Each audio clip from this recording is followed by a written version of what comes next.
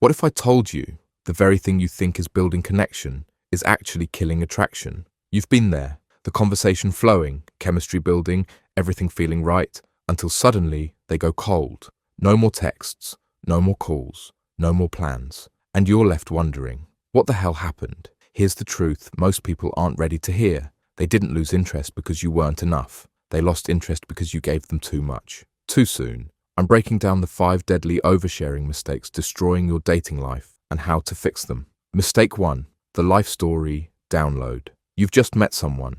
The vibe is good. They ask you a simple question, and suddenly you're giving them your entire life story in the first hour. Here's what happens when you dump your biography on someone you barely know. Mystery dies. Immediately. The human brain is wired for curiosity. We're designed to want what we don't fully understand, to chase what we can't quite grasp. When you reveal everything about yourself right away, you're telling the other person, there's nothing left to discover here. Game over. Think about your favorite movies. Why do they hook you? Because they reveal information gradually. They make you work for it. The same principle applies to attraction. I'm not saying be fake. I'm saying understand that attraction thrives in the space between knowing and wanting to know more. Next time you're tempted to share your childhood trauma on a first date, pause. Give them chapters, not the whole damn book. Mistake 2. Emotional flooding. You know what scares people away faster than anything? Emotional intensity that doesn't match the stage of your relationship. Picture this. You've been talking to someone for 2 weeks. Then you send the message.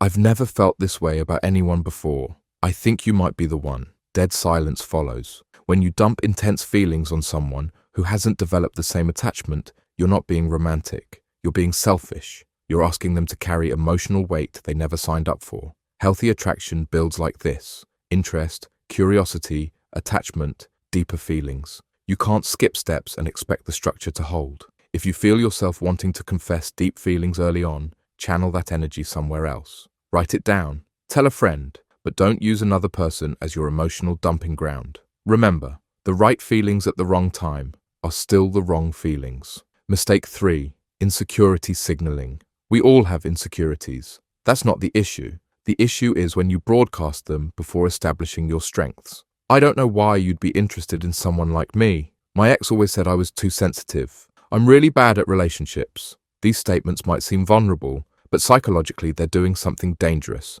They're training the other person to see you through the lens of your weaknesses. You present a negative self-image. Their subconscious accepts it and looks for evidence to confirm it. It's not mind games. It's basic human psychology. When you lead with insecurities, you're programming them to focus on your flaws. True confidence isn't the absence of insecurity. It's knowing when to process those feelings. The early stages of dating are about potential. Save the deeper insecurities for when you've established trust. First, let them see your strength. Then, your vulnerability will be received as humanity, not weakness. Mistake 4. Relationship rehashing. Nothing kills new potential faster than living in the graveyard of your past relationships. My ex used to do that too. That reminds me of when I dated this person who, after my last breakup, I promised myself I wouldn't. Every time you reference an ex, you're inviting another person into your current connection. You're literally populating your new relationship with the ghosts of relationships past. When you constantly talk about past relationships, you send 2 dangerous messages. 1. I'm not over what happened. 2. I'm comparing you to others. Neither is attractive. Your dating history shaped you. That's valid. But there's a massive difference between being informed by your past and being trapped in it. If you find yourself mentioning exes frequently, ask yourself, am I truly ready for something new, or am I still processing something old? New connections deserve clean mental space. Give them room to be themselves, not a response to someone who came before. Mistake 5. The validation vacuum. This might be the most subtle killer of attraction. You meet someone, you like them, and suddenly you're seeking constant reassurance. Did you have a good time? Do you still want to see me again? You seem quiet. Is everything okay? Are we good? Each question might seem innocent, but collectively they create what I call the validation vacuum. You're constantly pulling for confirmation, for proof of their interest, and with each pull, their desire to give it diminishes. Why? Because confident attraction isn't built on reassurance. It's built on certainty, not the certainty of knowing how they feel about you every second, the certainty of knowing how you feel about yourself. When you constantly seek validation, you're telling the other person two things. First, that your emotional state is their responsibility. Second, that you don't trust the connection enough to let it breathe. Both are attraction killers. Instead of asking for validation, create moments worthy of it. Be present, be engaged, be comfortable with silence. The less you need someone to prove they're interested, the more interested they become. It's not a trick, it's human nature. The truth about vulnerability. Now, I know what some of you are thinking. But isn't vulnerability good? Aren't we supposed to be authentic and open? Yes, but there's a profound difference between vulnerability and dumping. True vulnerability is selective. It's purposeful. It's mutual. Dumping is indiscriminate. It's impulsive. It's one-sided. Vulnerability builds connection when it's proportional to the stage of your relationship. It serves a purpose beyond your emotional release. The other person has demonstrated they can hold space for it. Think of vulnerability like salt in cooking. The right amount enhances everything. Too much ruins the dish. The power of pacing. Everything I've described comes down to one fundamental principle. Attraction thrives on proper pacing.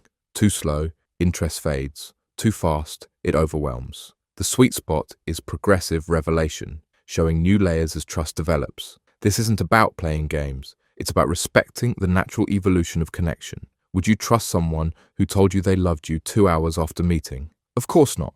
The most magnetic people understand this. They don't withhold completely, nor do they reveal everything at once. Or they understand the power of yet to be discovered. How to create magnetic mystery. So how do you practice this balance? How do you share enough to connect while maintaining mystery? Here are 3 practical approaches. First, the 70-30 rule. In early dating, listen 70% of the time. Share 30%.